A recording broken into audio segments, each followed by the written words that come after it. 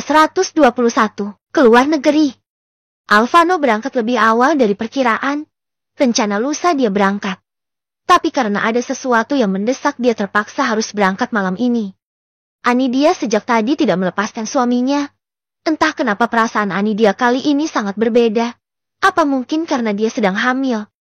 Mereka sudah selesai menyiapkan semuanya. Nanti aku akan terus menghubungimu. Anidia yang tidak bisa menahan kesedihannya langsung menangis di dalam pelukan suaminya.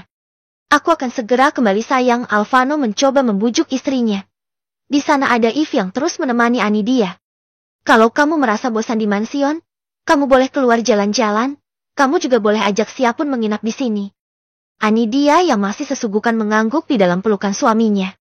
Kamu hati-hati di jalan. Anidia benar-benar tidak bisa menahan tangisnya. Jangan nangis lagi, oke? Kasihan anak-anak kita. Mereka juga pasti sedih melihat maminya sedih. Anidia mengangguk. Setelah mengecup bibir kening pipi dan perut istrinya, Alvano segera naik ke helikopter yang sudah disiapkan. Anidia yang melihat capung besi itu mulai mengapung ke udara hanya bisa menahan tangisnya. Alvano benar-benar terpukul melihat istrinya menangis. Dia tidak bisa melihat istrinya sekedar bersedih, apalagi sampai menangis seperti sekarang. Sebaiknya kita segera masuk. Di luar sangat dingin. Aku takut nanti Kak Anidia masuk angin. Anidia tidak menjawab. Meski begitu dia tetap berjalan. Apa begini ya kalau seseorang sedang hamil muda? Eve mengelus perutnya yang rata. Dia terkekeh sendiri saat membayangkan dia hamil. Evelyn, wanita cantik yang memiliki kulit sawo matang. Wanita manis yang banyak disukai oleh pria. Dia hidup sendiri setelah orang tuanya meninggal. Dia bertemu dengan petir saat umurnya 7 tahun. Setelah bertemu petir, kehidupannya menjadi lebih baik. Petir yang tidak punya keluarga menjadikan Eve adik angkatnya. Sejak usianya 7 tahun, petir yang membiayai Eve sekolah. Sampai Eve masuk SMA, Eve memutuskan untuk mengikuti jejak sang kakak. Eve mengetahui pekerjaan kakak angkatnya. Maka dari itu, dia memilih untuk belajar bela diri agar bisa mengikuti jejak sang kakak. Olin membawakan cemilan untuk nyonya kecilnya. Dia yakin pasti Anidia merasa kelaparan setelah menangis tadi. Pas banget kakak membawa cemilan. Kebetulan aku sangat lapar. Tadi aku belum sempat makan soalnya. Eve yang sedang berada di kamar Anidia segera mengambil cemilan tersebut. Olin tidak melarang. Meski kesal tapi dia tetap tidak mengatakan apapun. Dia yakin Eve hanya ingin membuat Anidia tidak sedih lagi. Nyonya tidak mau ya? Kalau tidak aku akan menghabiskan semuanya. Anidia sempat menoleh. Kemudian dia kembali terdiam. Apa sebelumnya Tuan pernah meninggalkan rumah seperti ini? Bisik Eve pada Olin. Pernah sih, tapi waktu itu nyonya tidak sesedih ini. Mungkin karena sedang hamil, bisik Eve lagi. Eve sengaja memanggil Anidia nyonya agar Anidia marah, karena Anidia tidak mau Eve memanggilnya nyonya. Sementara di kontrakan, Lisa sedang bicara dengan Jordan. Setelah bicara dengan kekasihnya, Lisa segera mengajak Pipit untuk pergi. Kemana sih? Lisa tidak menjawab. Dia mengambil beberapa pakaian untuk dia bawa saat menginap di mansion nanti. Anidia lagi sedih. Suaminya keluar negeri. Pasti ini karena dia sedang hamil. Makanya begini. Susah juga ya kalau hamil, kekeh Pipit. Mereka langsung pergi setelah selesai mengambil beberapa baju. Sementara Anidia sudah terlelap setelah menangis tadi. Eve dan Olin sudah keluar sejak Anidia terlelap tadi. Saat Pipit dan Lisa sampai mansion sudah sepi. Jordan mengatakan kalau Anidia sudah terlelap. Pipit dan Lisa segera masuk ke dalam kamar tempat Anidia menginap pertama kali saat datang ke mansion. Mereka langsung masuk, tidak ingin mengganggu tidurnya Anidia. Sebelum tidur, Lisa keluar untuk mencari minum. Tapi saat sudah berada di dapur dia melihat Elina yang masih duduk di taman samping. Ngapain dia di sana? Lisa mendekat ke arah Elina. Dia melihat Elina yang sedang duduk sendiri. Sepertinya Elina sedang sedih. Saat hendak melangkah lagi, seseorang langsung menariknya ke belakang. Yum! Lisa memberontak saat seseorang membekap mulutnya. Ngapain malam-malam di sini, Em? Lisa yang melihat Jordan yang membekap mulutnya seketika langsung lega. Bikin kaget aja. Aku pikir tadi siapa? Lagian kamu juga ngapain di sini? Lisa bukannya menjawab, tapi malah balik bertanya. Aku hanya sedang jaga-jaga saja. Jordan menyudutkan Lisa ke dinding. Nanti ada yang lihat bagaimana? Jordan tidak peduli. Dia segera membungkam mulut kekasihnya itu dengan mulutnya. Lisa sangat menikmati ciuman dari Jordan. Setelah menikmati bibir Lisa, Jordan segera membawa Lisa menuju kamarnya. Nanti kalau Pipit nyariin aku gimana? Tinggal bilang aja sedang ada urusan sama pacar. Dia pasti ngerti. Dengan santainya Jordan membawa Lisa dari sana. Pukul 02.00 dini hari Alvano baru merebahkan tubuhnya di ranjang mewah yang ada di hotel tempat dia menginap malam ini. Hal pertama yang dia lakukan adalah menghubungi Samuel untuk bertanya tentang istrinya. Nyonya sudah tidur sejak tadi tuan. Beritahu Samuel saat Alvano bertanya. Terus pantau apapun kegiatannya padaku. Jangan biarkan seorang pun masuk ke sana tanpa seizinku, termasuk Tiara. Baik tuan. Dan kau juga terus awasi pelayan di sana. Jangan sampai ada yang masak atau memberi makanan kepada istriku. Setiap makanan yang diberi kepadanya harus kau cicipi terlebih dahulu. Baik tuan. Sebenarnya Alvano tadi menghubungi Jordan. Tapi saat mendengar suara Jordan yang sedang mendesah segera menghubungi Samuel. Percuma bicara dengan orang yang sedang bercinta. Sebelum itu Alvano sudah mengirim pesan pada istrinya terlebih dahulu. Keesokan paginya, Anidia terbangun saat mendengar suara ribut-ribut di luar. Ternyata di luar Pipit sedang memaksa untuk masuk melihat keadaan Anidia. Tapi If melarangnya. Kau menyingkirlah dari sini. Kak Anidia masih butuh istirahat. Kesal If saat melihat Pipit kekeh untuk masuk. Emang kamu siapa nyuruh-nyuruh aku pergi? Orang aku kesini karena Alvano yang meminta. Pipit masih sangat kesal masalah kejadian kemarin. Ditambah lagi dengan If melarangnya hari ini. Ada apa sih pagi-pagi ribut? If yang melihat Anidia sudah bangun segera menunduk. Lihat bodyguardmu ini. Seenaknya dia menyuruhku menyingkir dari sini. Ngadu Pipit. Kamu kapan kesini? Tanya Anidia setelah keluar dari sana. Tadi malam saat kau sudah terlelap. Jordan yang menyuruh kami kesini. Oh ya, kamar Jordan di mana? Pipit baru ingat tujuannya kesini. Untuk apa kamu menanyakan kamar Jordan? Anidia segera berbalik. Lisa sejak semalam menghilang. Aku yakin dia pasti ke kamar Jordan. Biarkan saja. Jangan diganggu. Enak banget jeti si Lisa, gerutu Pipit kesal. Kalau saja di sini ada petir. Kenapa gue jeti inget sama cecenguk itu sih? Anidia yang sudah sampai di meja makan segera sarapan pagi. Perutnya sudah keroncongan sejak semalam. Puding yang kemarin masih ada? Tanya Anidia pada Olen. Masih nyonya. Saya ambilkan dulu. Jangan sekarang. Setelah aku mandi saja. Anidia menikmati sarapannya dengan lahap. Sesekali dia melirik ke arah ponselnya.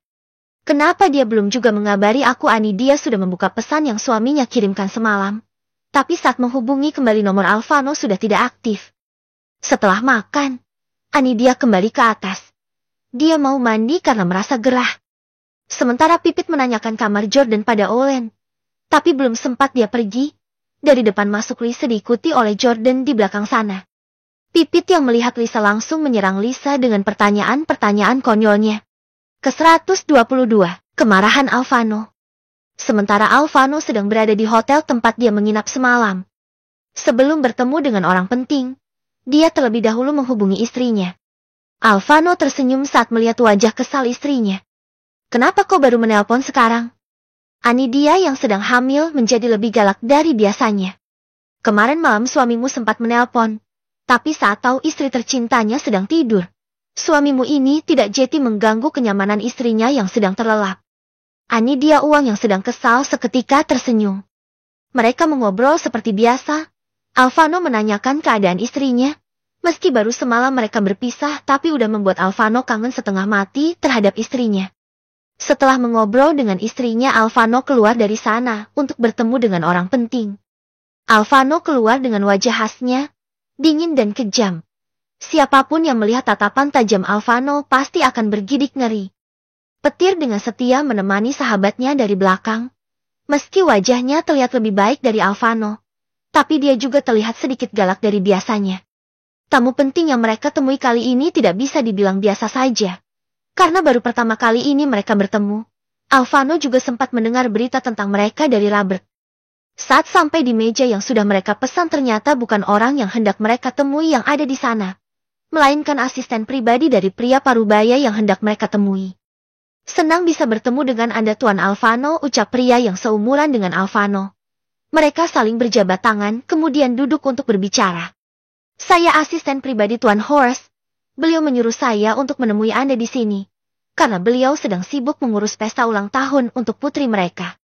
Alvano sebenarnya tidak peduli tentang apa yang dikatakan pria di depannya saat ini. Langsung saja, apa mau kalian saat ini? Tanya Alvano langsung pada intinya. Pria yang duduk di depannya sedikit tersenyum. Benar rumor yang beredar tentang keangkuhan seorang Alvano. Saya di sini untuk menyampaikan pesan dari Tuan Horace. Mereka mengundang Anda nanti malam di alamat ini. Pria tersebut memberi undangan untuk Alvano beserta alamat. Aku tidak punya waktu untuk main-main dengan kalian. Katakan apa tujuan kalian sebenarnya.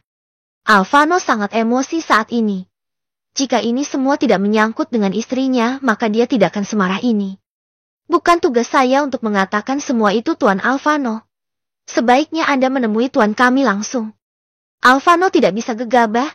Saat ini ada urusan yang lebih penting daripada semua ini. Dia sangat mengkhawatirkan keadaan istrinya. Sementara di tempat lain, pria parubaya yang sedang duduk di kursi kebanggaannya sedang tersenyum saat melihat foto seorang gadis cantik yang berada di depannya. Wanita ini adalah istrinya Alvano. Namanya Anidia. Jika rencana kita berhasil, maka perempuan hamil ini akan menjadi milik Anda. Pria yang berada di depannya saat ini adalah Mr. Ward. Sudah hampir sebulan ini dia mencari tahu tentang keluarga Horace. Kelemahan terbesar Horace adalah wanita muda yang cantik dan anggun seperti Anidia.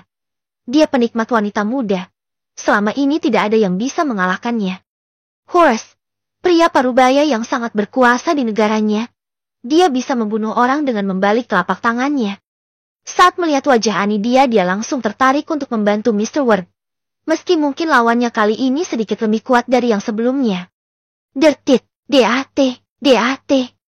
Katakan. Tuan Horace tersenyum saat menerima laporan dari asisten pribadinya. Malam ini dia akan datang ke acara ulang tahun putriku. Jadi kau berdoa saja semoga aku tidak berubah pikiran. Setelah mengatakan itu, dia segera menyuruh Ward untuk keluar. Sementara Alvano saat ini sedang menyuruh semua pengawalnya untuk mengawasi mansion. Dia sangat takut terjadi sesuatu pada istrinya saat dia tidak ada. Apa kalian sudah menyelidiki semuanya? Robert yang sedang mengetik sesuatu segera menoleh. Saya sudah menemukan titik terang Tuan. Robert memperlihatkan sesuatu pada Alvano. Seketika wajah Alvano langsung merah padam. Berani sekali mereka menumbalkan istriku. Alvano benar-benar tidak bisa menahan amarahnya saat ini.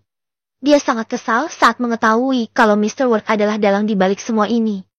Suruh Jordan untuk menghancurkan perusahaannya sekarang juga. Dia tidak tahu berhadapan dengan siapa saat ini. Alvano tidak akan semarah ini kalau hanya cuma masalah sepele. Yang jadi masalahnya saat ini adalah, kenapa harus istrinya yang dijadikan tumbal? Pukul 22 Alvano baru datang ke acara yang diadakan di gedung pencakar langit tertinggi. Mereka memasuki gedung tersebut dengan perasaan was-was. Di sana hanya ada beberapa anak buah Alvano yang memantau dari kejauhan. Alvano, Petir, dan Robert segera masuk ke dalam. Setelah menyerahkan surat izin untuk masuk, hal yang pertama Alvano cari adalah, di mana keberadaan Horace? Sebelumnya belum pernah ketemu, makanya Alvano tidak begitu mengenal wajah pria parubaya tersebut. Sebelum ke sana, mereka bertiga sudah meminum ramuan penangkal. Jika ada sesuatu hal yang tidak diinginkan, maka mereka akan selamat. Senang melihat Anda datang kemari Tuan Alvano, meski sudah sangat terlambat. Sindir pria parubaya yang baru datang di belakang Alvano. Kenalkan, dia putri semata wayang saya. Usianya saat ini 27 tahun. Alvano melirik ke arah wanita yang berdiri di hadapannya. Dengan pakaian kurang bahannya, wanita tersebut begitu percaya diri. Alvano menatap rendah wajah perempuan tersebut. Sama sekali tidak ada rasa tertarik sedikit pun terhadap wanita yang sedang berdiri di depannya saat ini. Senang bertemu dengan Anda Tuan. Perempuan tersebut sengaja mengelus lengan Alvano dengan sensual. Dia juga sengaja tidak memberitahu namanya pada Alvano, agar membuat Alvano penasaran. Tapi tidak seperti yang dibayangkan. Alvano segera pergi dari sana. Sepertinya bukan hanya perempuan bodoh itu yang menyukainya. Aku juga tertarik pada laki-laki hot seperti itu. Gumam perempuan tersebut tersenyum. Lakukan tugasmu dengan benar. Dia adalah target kita malam ini. Ucap Horace berbisik. Petir dan Robert duduk di meja yang sama dengan Alvano. Kalau kita hanya duduk di sini tidak melakukan apapun, mending kita pulang saja. Kesal Petir yang hanya duduk sambil melihat perempuan yang hampir bertelanjang dada di depannya. Sejak kapan kau berubah seperti kucing pemalu? Biasanya kau kucing buas. Kekeh Robert. Aku sudah takluk pada satu lubang, sama seperti Alvano. Alvano tidak peduli dengan perkataan sahabatnya. Saat sedang berbicara tiba-tiba perempuan tadi langsung menghampiri Alvano. Dia memberikan segelas minuman pada Alvano. Apa kau memasukkan sesuatu pada minuman sahabatku? Pertanyaan Alvano membuat wanita tersebut tersenyum penuh arti. Aku akan membuktikannya kalau kalian takut. Perempuan tersebut langsung meminum minuman yang tadi sempat diberikan pada Alvano. Aku tidak serendah itu, Tuan. Kalau aku mau mendapatkan sesuatu, maka itu tidak akan mustahil bagiku. Tanpa mereka sadari seseorang merekam semua aksi perempuan tersebut. Aku sangat kagum melihatmu. Kau adalah pria pertama yang menolak pesona seorang Hesti Demara. Misik Hesti, putri Horace tepat di telinga Alvano. Semua perlakuan Hesti tidak luput dari kamera. Menjauhlah dari Kujalang, wajah Alvano seketika merah padam. Jika ini negaranya, maka sudah sejak tadi Hesti menemui ajalnya. Tidak tahan lagi dengan suasana memabukkan ini, Alvano segera bangkit dari sana. Diikuti oleh Petir dan Robert. Kau tidak bisa kemana-mana sayang, Hesti tersenyum saat melihat Alvano semakin majau. Ke-123, masuk perangkap.